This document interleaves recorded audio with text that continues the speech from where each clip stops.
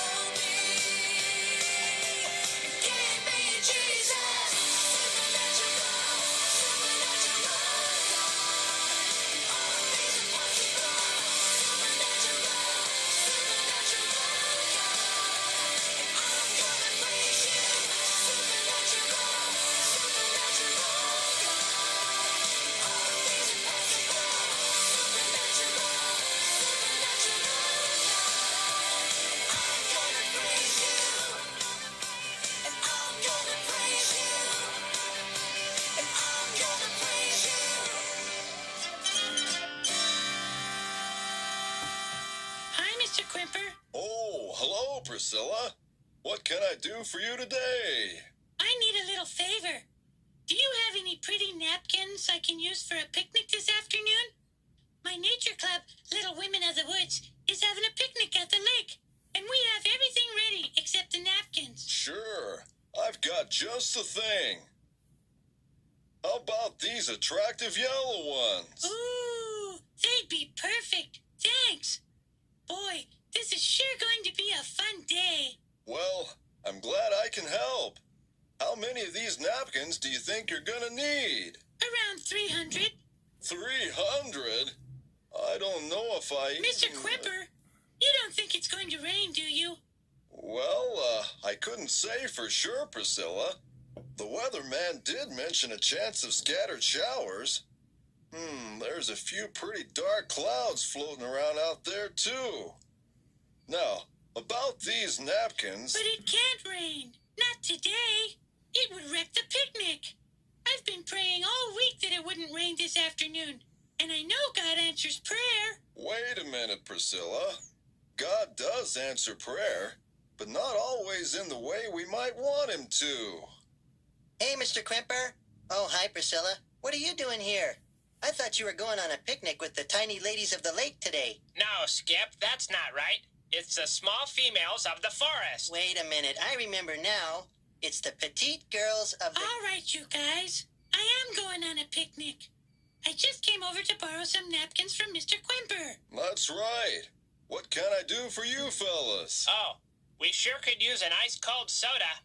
Yeah, we just finished helping our dad plant the garden. Boy, is that ever hard work. You said it. We planted squash, cucumbers, corn, tomatoes, and watermelons. All in one morning? Yep, it's neato. Dad says we can plant the seeds and pull the weeds, but growing the plants is up to God. We have to ask him to send the rain and sunshine. That's right. And since Dad said nothing would help our garden more than a good slow rain right now, Skip and I prayed for rain all morning. Oh, no. Uh-huh. Do you think God will answer our prayer, Mr. Quimper? Well, now, that's a pretty interesting question, Skip. Priscilla and I were just talking about that when you came in. You mean you've been praying for rain too, Priscilla? No, Herb. I've been praying that it wouldn't rain. Rain would ruin the picnic with the little women of the woods. Too bad, Priscilla. 2 against 1. God has to answer our prayer. He does not. I've been praying all week. You guys only started today. God has to answer my prayer, doesn't he, Mr. Quimper?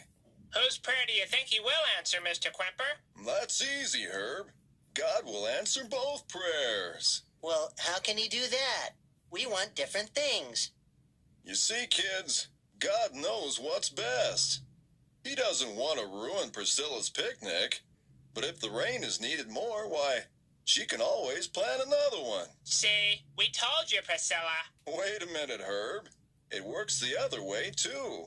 If the Lord wants the sun to shine today, your garden will just have to wait for rain. Yeah, that's right. But how is that answering both prayers? Well, Skip, either way, you get an answer to your prayer. It's just that the answer can be yes, no, or wait a while. I get it. It's like you said earlier. God always answers prayers, but not always in the way we might want. Hey, yeah, because he knows what's best for us. And because he loves us, he always does what's best, even if it's not what we want. Now you've got it. And who knows? Maybe it won't rain until after the picnic. Then you'd all get what you want, too. That's right. Yeah. Hey, Priscilla, did you say you came in here to borrow some napkins for the picnic? Uh-huh. Oh, that reminds me. About those napkins. I don't think I have enough. Well, Herb and I have some left over from our Young Men in the Moon Astronomy Club campout. How many do you need? Not too many. About 300. Ah, that's a cinch. We have about 3,000 left over. Really? How come so many? Well, because the young men in the moon really like to rough it when we go camping. And because Herb forgot to pack them in the equipment box.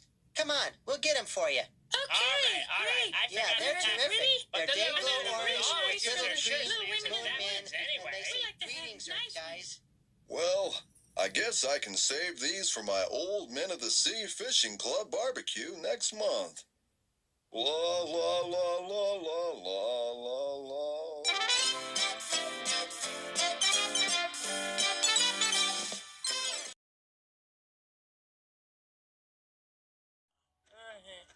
Jonah was a prophet. That means it was his job to tell people what God told him to say. Yep. One day, God told Jonah to go to Nineveh because the people of Nineveh were doing bad things. But instead, Jonah ran away Where are you, please? and went to the port to board a ship going the other way. He was hoping to get away from God. He sailed for a place called Tarshish. While he was at sea, God sent a great and powerful wind over the sea that caused a storm that seemed like it would break the ship apart. Fearing for their lives, the sailors tried everything they could think of to save the ship. Meanwhile, Jonah was sound asleep. So the captain went down and said, "How can you sleep at a time like this? Get up and pray to your God. Maybe he will help us." Then the crew figured out that Jonah was the reason for the storm, and they asked him, "Who are you? Why is this happening to us?" Jonah told them who he was and that he worshipped the one true God who made the sea. Then he told the sailors to throw him in the sea so the storm would stop. No, why? The sailors still tried to escape the storm, but it was no use. So they asked God for forgiveness and threw Jonah into the sea. The storm stopped at once. Whoa! The sailors were amazed at God's power and they vowed to serve him. Now God sent a great fish to swallow Jonah, Great. and Jonah was inside the fish for 3 days and nights.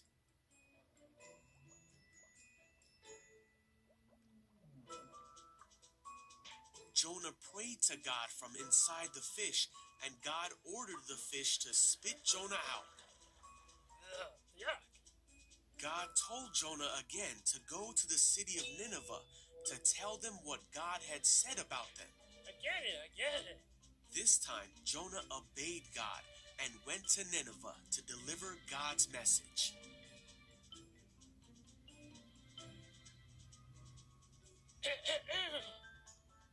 The people of Nineveh stopped doing bad things and turned to God.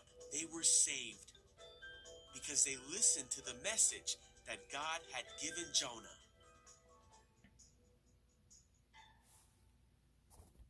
Hey, King's Kids, I hope you enjoyed this lesson. And I hope that you guys apply it to this year. We're starting a new year. And so, you guys, let's just go all out for God, kids. I love you guys and I miss you. And I hope you guys have a great week. Talk to you later.